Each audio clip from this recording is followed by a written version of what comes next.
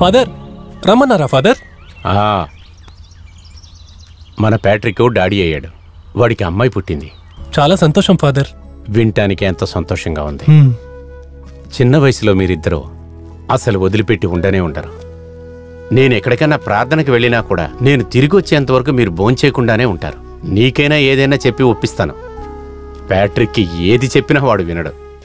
గుర్తుంది father. ఎలాగున్నా Patrick ఇవాళ వాడికైనా ఒక కుటుంబాన్ని అమర్చుకొని సంతోషంగా ఉన్నాడు. కానీ నీ జీవితాన్ని తలుచుకుంటేనే నాకు చాలా బాధగా ఉంది. మీరు చెప్పేది అర్థం అవ్వట్లేదు ఫాదర్. నువ్వు ఈ చర్చిని నన్ను వదిలి బయటికి వెళ్ళాలి. ఒక మంచి పని ఏదన్నా నువ్వు చూసుకొని నువ్వు కూడా పెళ్లి చేసుకొని సంతోషంగా ఉండాలిరా. ఫాదర్ నాకు మీరు ఈ చర్చ్ రెండు తప్ప వేరేం తెలియదు ఫాదర్. అరే అదేరా పెద్ద సమస్య. నన్ను ఈ చర్చిని దాటి ఒక అందమైన లోకం ఉందిరా. అంటే నేను మీలాగా ఒక ఫాదర్ అవ్వలేనా ఫాదర్? దేవుడికి సేవ చేయటం మన ఇష్టాయిష్టాలకి దూరమైందిరా. మన అవసరాలు మన పరిస్థితులే వాటిని నిర్ణయించకూడదు. నువ్వు ఫాదర్ అవ్వాలనేది ఆ దేవుడు ఆశయం అయితే అదెవరూ ఆపలేర్రా. నువ్వు ఈ కాంపౌండ్ వదిలిపెట్టి బయటికి వెళ్ళాలరా. ఈ లోకం నీకోసం కొన్ని అద్భుతాలు ఆశ్చర్యాలు ఉంచుకొని వెయిట్ చేస్తుందిరా. ఒకవేళ నాకు అది నచ్చకపోతే నేను మళ్ళీ ఇక్కడికి తిరిగి రావచ్చా ఫాదర్? అది ఆ దేవుడి ఇష్టంరా. నువ్వు ఇక్కడి నుంచి వెళ్ళాలి అనేది ఎలాగైతే ఆ దేవుడు నిర్ణయిస్తున్నాడో అదే విధంగా మళ్ళీ నువ్వు ఇక్కడికి రావటం ఆ దేవుడే నిర్ణయిస్తాడ్రా. God bless you my sun.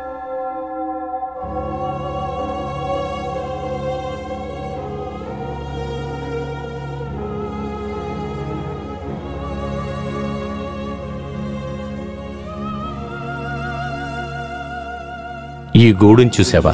నిన్నటి వరకు ఒక పక్షి దీంట్లో ఉంది. ఇవాళ దాని దారి చూసుకొని అది ఎగిరి వెళ్ళిపోయింది. ఒక సాధారణమైన పక్షికున్న తెలివితేటలు కూడా మనిషిగా పుట్టిన మనలో లేవంటావా? జీవితమే అర్థం లేకుండా పోతుందిరా. ఎవరో ఒకరు తన చోటుని వదిలేసి వెళ్ళిపోయినందువల్లనే నీకు ఈ చోటు దక్కిందిరా. ఇప్పుడు నువ్వు వెళ్ళిపోతున్నందువల్ల దేవుడు కృప కావాల్సిన ఒక బిడ్డకి అది దక్కుతుంది కదరా. అది నీ బాధ్యతగా నీకు అనిపించట్లా?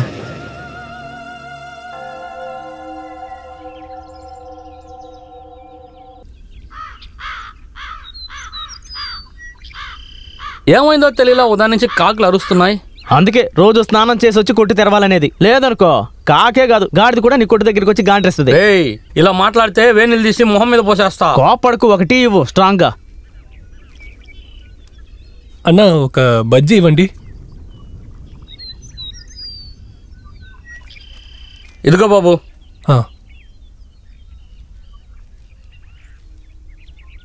ధనుసు రాశికి కష్టాలు. ఈ రాశులు ఎన్ని కష్టాలు పడతారో ఏంటో. మనుషులు కావాలి, ఉండే చోట భోజనము ఉచితం. Cliff club resort.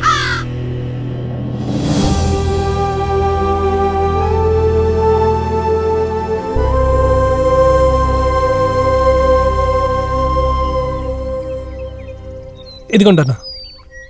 ఒక్క టీకి ఇంతసేపా? త్వరగా ఇవ్వు. ఇదిగో. జాగ్రత్త. ఏమైంది బాబు? చెయ్యి గాలిందయ్యా. చూసి తీసుకో.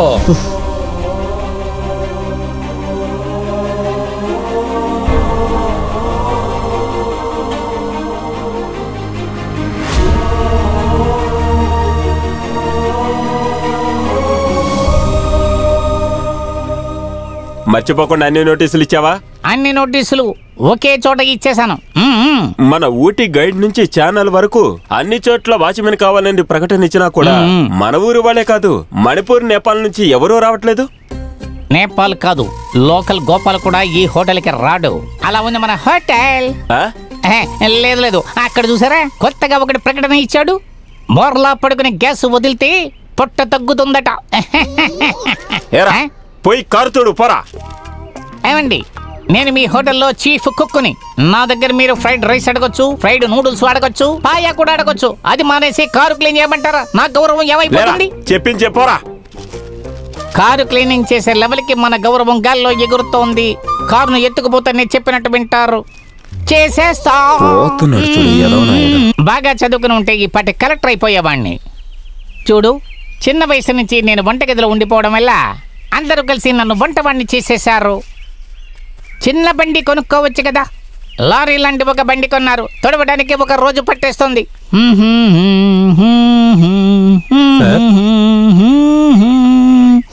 సార్ ఎవరు? ఏం కావాలి? పని విషయంగా ఓనర్ని కలవాలి. ఏ నన్ను చూస్తే వానర్లాగా కనపడడం లేదా? సార్ మీరు బండి తుడుస్తున్నారు, వంట మనిషి టోపీ వేసుకున్నారు, యూనిఫామ్ అనుకున్నాను, అందుకే. తమ్ముడు ఒకటి తెలుసా? అమ్మాని ఉన్నారు కదా, ఆయన ఫ్యాక్టరీలో వన్ ఆఫ్ ద స్టాఫ్. అదే విధంగా ఈ క్లిఫ్ క్లబ్ రిసార్ట్ లో నేను one of the shareholder ని and also a staff. You know that? Sorry sir. ఏంటి సారీ? ఒక మనిషి ఓనరా స్టాఫ్ అని కూడా తెలియలేదు. నువ్వు ఏం పని చేసి చించుతావు? నువ్వు ఒక పని చేయి, ఇప్పుడు వెళ్ళి రేపు రావాలా సార్? 10 years తర్వాత రా. వెళ్ళు. సార్ తెలియకుండానే సార్, ఏ పనైనా పర్లేదు సార్. ఏ పని అయినా పర్వాలేదా? ఉన్న పనులన్నిటికీ హోమ్ మినిస్టర్ చెప్పారు కదా అని అన్ని. పని చూడకుండా ఏంట్రా అక్కడ మీటింగ్? ఆ బట్టతలోడు ఎలా మోసం పరిసిగెడతాడో. తమ్ముడు నువ్వు తిన్నగా వెళ్ళావంటే అక్కడ చచ్చేలా ఉండేవాడు పేపర్ చదువుతూ ఉంటాడు. వాడే ఓనరు, నాలాగే ఉంటాడు. దయచేసి నేను ఓనర్ అని చెప్పిన విషయాన్ని చెప్పకు, ఓకేనా? వెళ్ళి అడుక్కో. ఒక 10 నిమిషాలు ఓనర్గా యాక్ట్ చేయనివ్వడం లేదు ఈ సమాజం. సార్ నమస్తే సార్. ఏంటబ్బా? సార్ ఇక్కడ పని మనుషులు కావాలని ఒక నోటీస్లో యాడ్ చూశాను, ఏదైనా పనుందా సార్? అవును, పని నీకా తమ్ముడు? అవును సార్. నీ పేరేంటే? సార్ నా పేరు కెన్నడీ. నాకు సొంతమంటూ ఎవరు లేరు, చర్చలోనే సార్ పెరిగాను. మీరు నాకు ఏ పని ఇచ్చినా చేస్తాను సార్. ఒక వాచ్మెన్ పని మాత్రమే ఉంది. నెలకు 15,000 జీతం. సరే సార్. 3 పూట్ల తిండి. కానీ ఒక కండిషన్, నువ్వు ఇక్కడే ఉండాలి. మీరు నాకు ఏ పని ఇచ్చినా నేను కరెక్ట్గా చేస్తాను సార్. సరేరా, వెళదాం. నువ్వు చేయాల్సిన పని చెప్తాను, బాగా గుర్తుపెట్టుకో. ఇదే నువ్వు పని చేయాల్సిన చోటు. ఇక్కడ 5 పనిచేస్తున్నా చూసుకో, కానీ ఒక్కడు కూడా ఇక్కడ ఉండటం లేదు. రాత్రి గేటు మోయగానే లోపలికి ఎవరైనా అలౌ చేయక, సరేనా? అలాగే సార్. ఏమయ్యా చీఫ్ కుక్కో, మన వాళ్ళందరం లోపలికి పిలుచుకురా.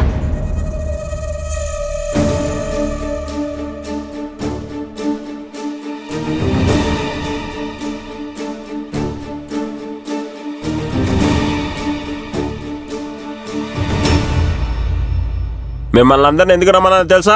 ఇతడే కెనడీ, మన హోటల్లోకి కొత్తగా పనిలోకి చేరిన వాచ్మెన్. ఇంత చిన్న వయసులో మీరు ఇక్కడికి వచ్చి కష్టపడాలని రాసుంది. నీకు పెళ్లి గిళ్ళి అన్ని అయిపోయాయా? లేదండి. ఏ విషయాన్ని అనుభవించకుండా కొత్తగా వచ్చి భయపెడుతున్నారు. వీళ్ళు ఇంతే తెక్కలోలా మాట్లాడుతుంటారు. వీళ్ళ వల్ల మన హోటల్ డెవలప్ అవ్వకుండా పోయింది. తర్వాత తన పేరు తేజ, చైనీస్ కుక్. ఇతను చీఫ్ కుక్. వీడి వెంకట, అశోక్, బ్రూస్లీ. చెత్తనాయాల ఊరికే ఉండవా? సరే తమ్ముడు, సరే నేను బయలుదేరుతాను. పొద్దునే చూసుకున్నా. సరే సార్. రే, ఆఫీసులో ఉన్న యూనిఫామ్ తీసి సైజ్ చూసి 2 సెట్లు తనకివ్వు. సరే సరే. రే, ఏదన్నా చెప్పి తన భయపెట్టారో మీ వాడే పారిపోతాడు. సీనియర్ వస్తే లేచి నిలబడాలి. నువ్వు క్రిస్టియన్? అవును సార్. నీ దగ్గర బైబిల్ ఉందా? ఈ రాత్రికి అది నీకు చాలా అవసరం. కౌగిలించుకుని పడుకో. పితాసుతుడు పరిశుద్ధాత్మ పేరు మీద మన ప్రభు అయిన క్రీస్తు ఇతన్ని ఓనం నుంచి కాపాడుగాక. ఒక టికెట్ పరలోకం వెళ్ళబోతోంది. ఎవరు కన్నా కొడుకో